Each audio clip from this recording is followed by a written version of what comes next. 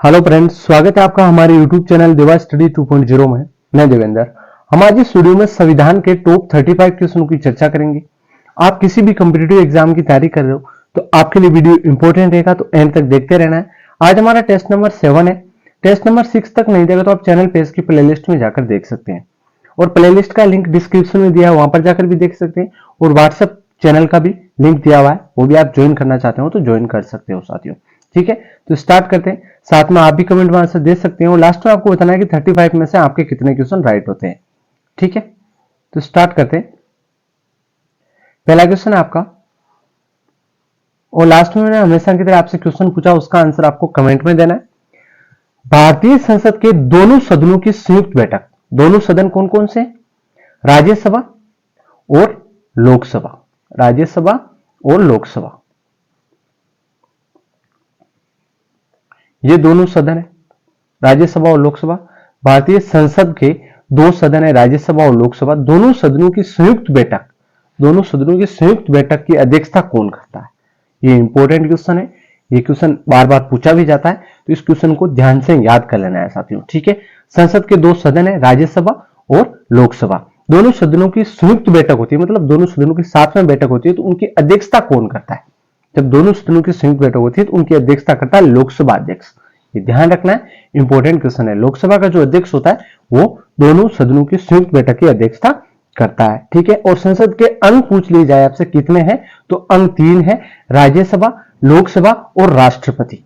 ठीक है, और सदन कितने? 2, राज्यसभा और लोकसभा। तो ये ध्यान रखना, इंपॉर्टेंट क्वेश्चन है आपके लिए।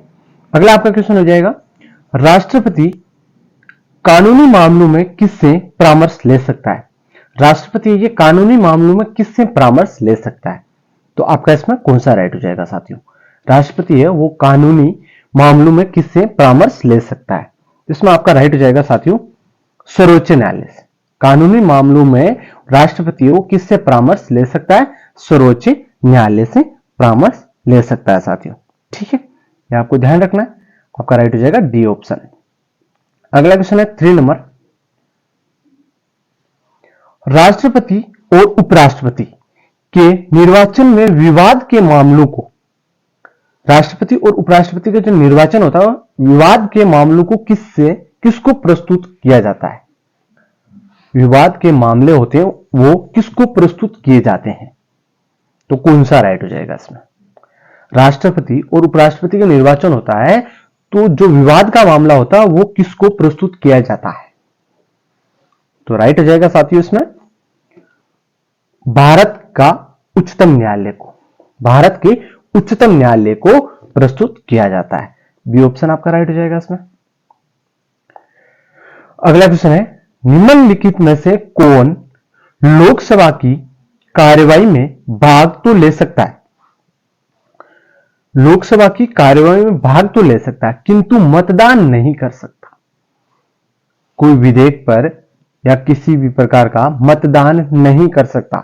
लोकसभा की कार्यवाही में भाग तो ले सकता है बट मतदान नहीं कर सकता। तो कौन है? तो आपका इसमें राइट हो जाएगा साथियों अटॉर्नी जनरल। अटॉर्नी जनरल है वो भाग तो ले सकता है लोकसभा की कार्यवाही में, लेकिन वहां पर मतदान नहीं कर सकता। ये आपको ध्यान रखना है, इंपॉर्टेंट क्वेश्चन है। ओके, अगला क्वेश्चन आपका, लोकसभा का सचिवालय सीधे नियंत्रित होता है। लोकसभा का सचिवालय सीधे नियंत्रित होता है। लोकसभा का सचिवालय सीधे नियंत्रित होता है लोकसभा अध्यक्ष द्वारा। किसके द्वारा? लोकसभा अध्यक्ष द्वारा। तो आपका डी ऑप्शन इसमें राइट हो जाएगा।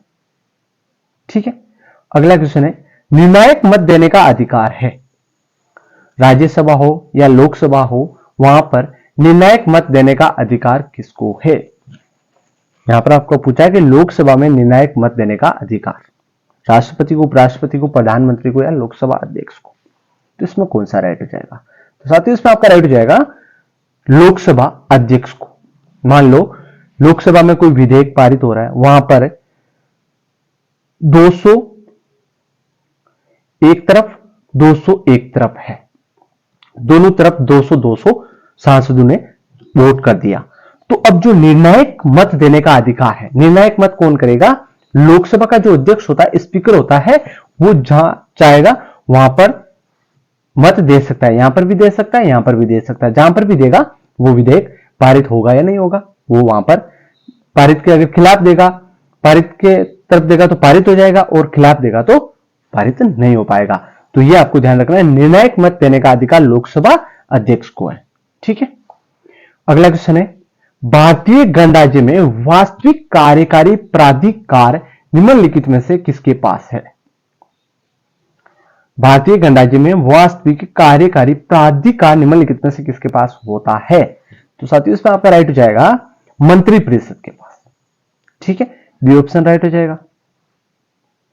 अगला क्वेश्चन है, निम्नलिखित में से किस निकाय की अध्यक्षता गैर सदस्य करता है? निम्नलिखित में से किस निकाय की अध्यक्षता गैर सदस्य करता है? तो साथियों इसमें आपका राइट हो जाएगा राज्यसभा। किस निकाय की अध्यक्षता गैर सदस्य करता है? राज्यसभा की अध्यक्षता है वो राज्यसभा का सदस्य नहीं करता। ठीक है, लोकसभा की जो लोकसभा अध्यक्ष करता है, विधान परिषद की विधान परिषद में जो अध्यक्ष होता है वो करता है, विधानसभा की भी अध्यक्ष करता है विधानसभा परिषद का अध्यक्ष, लेकिन राज्यसभा की जो अध्यक्षता करता है वो करता है उपराष्ट्रपति। कौन करता है? उपराष्ट्रपति। ये आपको ध्यान रखना है। राज्यसभा का आपसे सभापति पूछ लिया जाए अध्यक्षता कौन करता है, तो राज्यसभा का सभापति करता है, और सभापति कौन है राज्यसभा का? उपराष्ट्रपति होता है। तो ये आपको ध्यान रखना है, राज्यसभा की अध्यक्षता उपराष्ट्रपति करता है, तो ये गैर सदस्य हो गया। ठीक है साथियों, ये आपको ध्यान रखना है। अगला क्वेश्चन है, राज्यसभा द्वारा लोकसभा को धन विधेयक कितने समय में लौटा दिया जाना चाहिए? राज्यसभा द्वारा लोकसभा को, अगर लोकसभा धन विधेयक को राज्यसभा के पास भेजता है तो राज्यसभा को वो धन विधेयक को कितने समय में लौटा दिया जाना चाहिए? कितना समय ले सकता है राज्यसभा? तो साथियों ध्यान रखना है, 14 दिन का समय राज्यसभा ले सकता है। 14 दिन के अंदर राज्यसभा को लोकसभा के पास वापस धन विधेयक को लौटा देना चाहिए। ठीक है, अगला क्वेश्चन है, भारत की संघीय व्यवस्थापिका को किस नाम से जाना जाता है? भारत की संघीय व्यवस्थापिका को किस नाम से जाना जाता है? तो राइट हो जाएगा संसद के नाम से जाना जाता है। ठीक है, अगला क्वेश्चन है, झारखंड राज्य का गठन कब हुआ था? झारखंड राज्य का गठन कब हुआ था? तो इंपॉर्टेंट क्वेश्चन है, क्वेश्चन बार बार पूछा भी जाता है। तो झारखंड राज्य का गठन हुआ था साथियों 15 नवंबर 2000 ईस्वी को। कब हुआ था? 15 नवंबर 2000 ईस्वी को झारखंड राज्य का गठन हुआ था। तो ये आपको ध्यान रखना है, इंपॉर्टेंट क्वेश्चन है। ठीक है, अगला क्वेश्चन है, संविधान के किस अनुच्छेद में धन विधेयक की परिभाषा दी गई है? संविधान के किस अनुच्छेद में धन विधेयक की परिभाषा दी गई है? तो आपका इसमें राइट हो जाएगा अनुच्छेद 110 में। संविधान के किस अनुच्छेद में धन विधेयक की परिभाषा दी गई है? तो वो अनुच्छेद 110 है। अगला क्वेश्चन है, भारतीय संविधान में सम्मिलित नीति निर्देशक तत्वों की प्रेरणा हमें किस संविधान से प्राप्त हुई? किस देश से प्राप्त हुई या किस संविधान से प्राप्त हुई? तो साथियों ध्यान रखना है, नीति निर्देशक तत्व की प्रेरणा है वो हमें आयरलैंड से प्राप्त हुई थी। तो आपको ध्यान रखना है, किस संविधान से पूछा जा सकता है या किस देश से पूछा जा सकता है, तो आपको आयरलैंड राइट कर देना है इसमें। ठीक है साथियों, अगला क्वेश्चन है, निम्नलिखित में से कौन सा शब्द भारत के संविधान की उद्देशिका में नहीं है? भारत के संविधान की प्रस्तावना या उद्देशिका में नहीं है, तो ऐसा कौन सा शब्द इन 4 शब्दों में से? तो साथियों ध्यान रखना आपको कि इसमें है लोक कल्याण है, ये नहीं है। ठीक है, प्रस्तावना में लोक कल्याण शब्द नहीं है। यहां पर पूछा कि निम्नलिखित शब्दों में से कौन सा शब्द भारत के संविधान की प्रस्तावना या उद्देशिका में नहीं है? तो वो है लोक कल्याण। ठीक है, समाजवादी है, प्रभुत्व संपन्न है, पंथ निरपेक्ष है। तो आपका इसमें सी ऑप्शन राइट हो जाएगा। ठीक है, अगला क्वेश्चन है, भारतीय संविधान सभा की प्रारूप समिति के अध्यक्ष थे? भारतीय संविधान सभा की प्रारूप समिति के अध्यक्ष थे, कौन थे? तो आपका इसमें राइट हो जाएगा डॉक्टर भीमराव अंबेडकर है, वो प्रारूप समिति के अध्यक्ष थे। अगला क्वेश्चन है, संविधान की प्रारूप समिति के समक्ष प्रस्तावना का प्रस्ताव किसने रखा था? संविधान की प्रारूप समिति के समक्ष प्रस्तावना का प्रस्ताव किसने रखा था? तो आपका इसमें राइट हो जाएगा जवाहरलाल नेहरू ने। किसने? पंडित जवाहरलाल नेहरू ने। अगला क्वेश्चन है, भारतीय संविधान सभा की संघीय शक्ति समिति के अध्यक्ष कौन थे?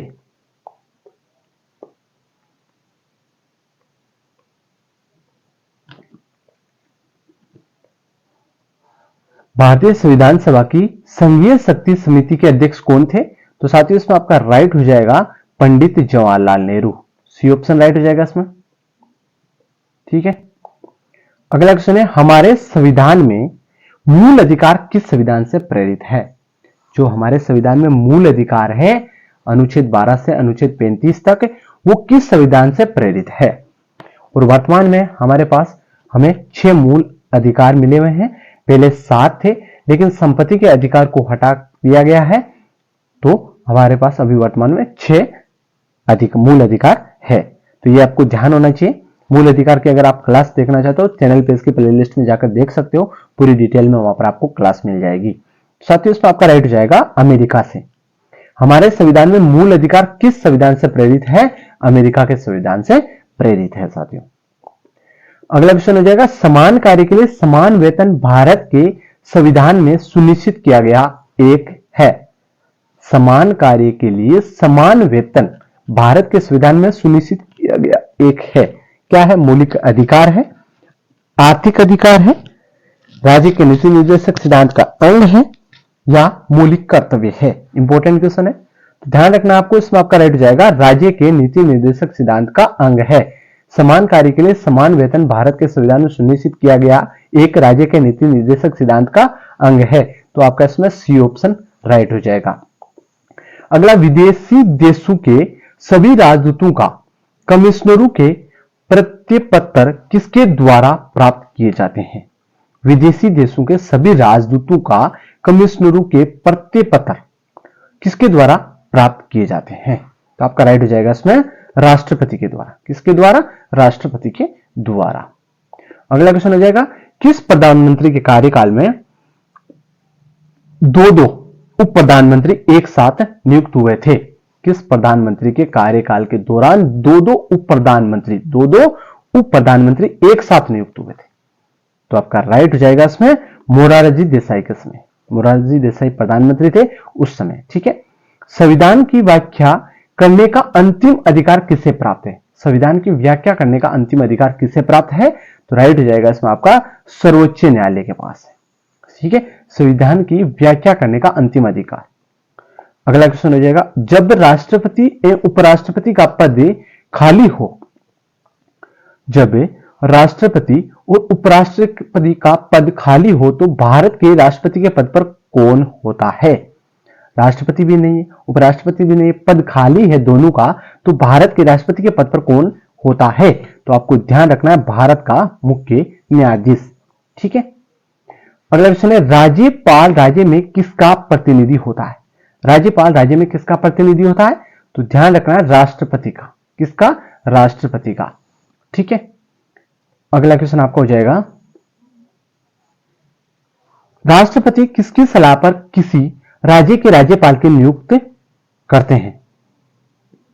राष्ट्रपति किसकी सलाह पर किसी राज्य के राज्यपाल की नियुक्ति करते हैं? तो राइट हो जाएगा आपका प्रधानमंत्री। ठीक है, प्रधानमंत्री राइट हो जाएगा। तो अगला क्वेश्चन है 26, राज्य की कार्यपालिका शक्ति किसमें निहित होती है? राज्य की जो कार्यपालिका शक्ति है वो किसमें निहित होती है? तो आपका इसमें राइट हो जाएगा साथियों राज्यपाल में। वैसे केंद्र की कार्यपालिका शक्ति किसमें निहित होती है? राष्ट्रपति में होती है। उसी प्रकार राज्य की कार्यपालिका शक्ति राज्यपाल में निहित होती है। तो यह आपको ध्यान होना चाहिए। अगला क्वेश्चन आपका 27 नंबर, निम्नलिखित में से किसको हटाने का प्रावधान संविधान में नहीं है? किसको हटाने का प्रावधान संविधान में नहीं है? तो इसमें कौन सा राइट हो जाएगा 27 नंबर में? तो साथियों इसमें आपका राइट हो जाएगा गवर्नर को। इनमें से किसको हटाने का प्रावधान संविधान में नहीं है? इंपॉर्टेंट क्वेश्चन है, तो ध्यान रखना है। जो राज्य का गवर्नर होता है, राज्य का राज्यपाल होता है, उसको हटाने का प्रावधान संविधान में नहीं है। तो आपको ध्यान होना चाहिए, इंपॉर्टेंट क्वेश्चन है। अगला क्वेश्चन आपका 28, राज्य की विधानसभा के सत्रावसान के आदेश किसके द्वारा दिए जाते हैं?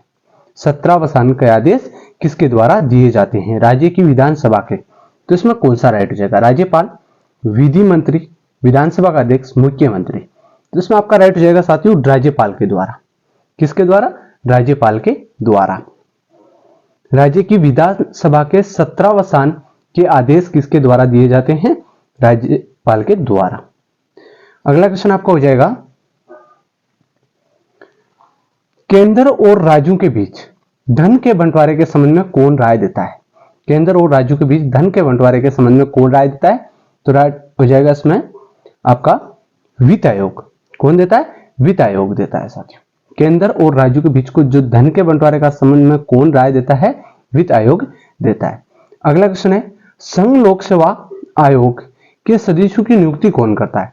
संघ लोक सेवा आयोग के सदस्यों की नियुक्ति कौन करता है? तो इसमें कौन सा राइट हो जाएगा? इंपॉर्टेंट क्वेश्चन है। इसमें आपका राइट हो जाएगा साथियों राष्ट्रपति। संघ लोक सेवा आयोग के सदस्यों की नियुक्ति राष्ट्रपति करता है। अगला क्वेश्चन आपका हो जाएगा, संघात्मक शासन व्यवस्था को सर्वप्रथम किस देश ने अपनाया था? संघात्मक शासन व्यवस्था को सर्वप्रथम किस देश ने अपनाया था? तो आपका राइट हो जाएगा इसमें कनाडा ने। किस देश ने अपनाया था? कनाडा ने। तो सी ऑप्शन आपका इसमें राइट हो जाएगा। अगला क्वेश्चन आपका हो जाएगा, भारत का संविधान भारत को कैसे वर्णित करता है? भारत का संविधान भारत को कैसे वर्णित करता है? तो इसमें आपका राइट हो जाएगा राज्यों का संघ के रूप में वर्णित करता है। भारत का संविधान भारत को राज्यों का संघ। ठीक है। अगला क्वेश्चन आपका हो जाएगा, राज्यसभा के सदस्यों को नामित करने का अधिकार निम्नलिखित में से किसको है? जो राज्यसभा के सदस्यों को नामित करने का अधिकार निम्नलिखित में से किसको है? साथियों इसमें आपका राइट हो जाएगा राष्ट्रपति को है। किसको है? राष्ट्रपति को। ए ऑप्शन आपका इसमें राइट हो जाएगा। अगला क्वेश्चन है, लोकसभा का अस्थायी अध्यक्ष किसके द्वारा नियुक्त किया जाता है? लोकसभा का अस्थायी अध्यक्ष किसके द्वारा नियुक्त किया जाता है? तो आपका इसमें राइट हो जाएगा राष्ट्रपति के द्वारा। लोकसभा का अस्थायी अध्यक्ष, स्थायी अध्यक्ष तो लोकसभा के द्वारा ही नियुक्त किया जाता है, बट जो अस्थायी अध्यक्ष होता है वो राष्ट्रपति के द्वारा नियुक्त किया जाता है। अगला क्वेश्चन है, भारतीय संसद के दोनों सदनों के संयुक्त अधिवेशन का सभापतित्व कौन करता है? हमने इस क्वेश्चन की पीछे भी चर्चा की थी, लेकिन ये क्वेश्चन थोड़ा चेंज हो गया है। क्वेश्चन सिर्फ लिपि चेंज हुई है इसकी, ठीक है, और क्वेश्चन सेम ही है। तो इसमें कौन सा राइट हो जाएगा? भारतीय संसद के दोनों सदनों संयुक्त अधिवेशन की सभापतित्व या अध्यक्षता कौन करता है?